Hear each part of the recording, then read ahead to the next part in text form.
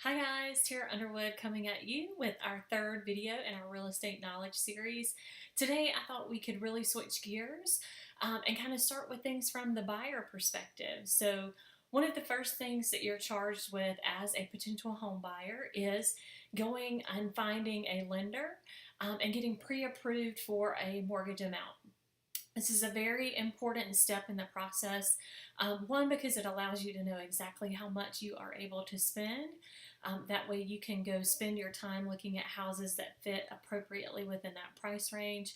It lets you know what your expected monthly payment can be, so you can start to arrange your budget and make all of those important decisions. So one of the things that you'll need when you put an offer in on a house too is either a pre-approval or a pre-qualification letter. So you want to get that done up front before you start looking at homes. So once you find that home, you're ready to make an offer. You have that letter ready to go, especially in today's market where houses can go within 1 day of listing. So you want to be prepared, have that letter, that pre-approval or pre-qual letter already on hand so you can put in that offer when you find your dream home.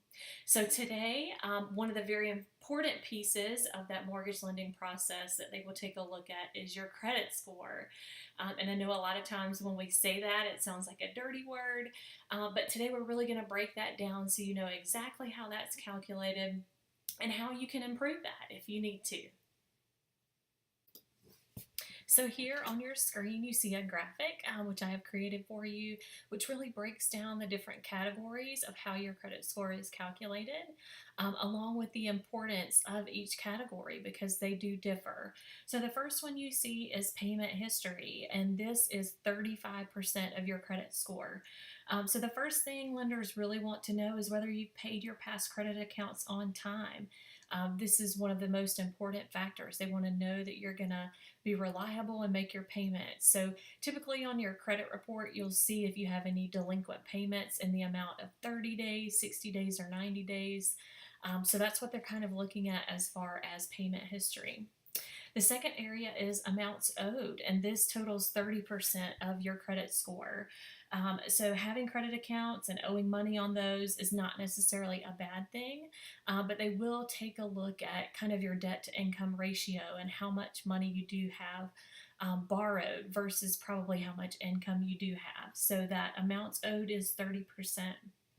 The next area you see is length of credit history, and this totals 15% of your credit score. So just in general, probably a longer credit history will help give you a higher credit score, but that's not necessarily the case in every instance. So just the length of your credit history, how long you've been making on-time payments, and your payments as scheduled does calculate into your credit score.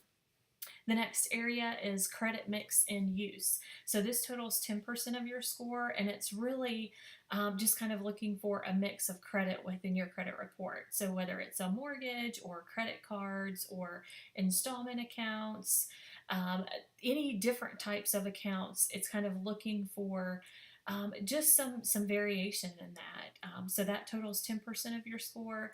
And the final category is new credit, and that also totals 10% of your total credit score.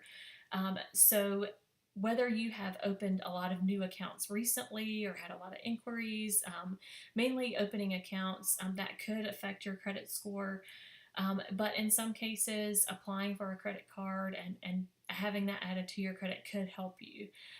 So there's a couple of different considerations as far as new credit is concerned, but that area does make up 10% of your total score. So now hopefully you feel a little bit more comfortable about how your credit score is being calculated.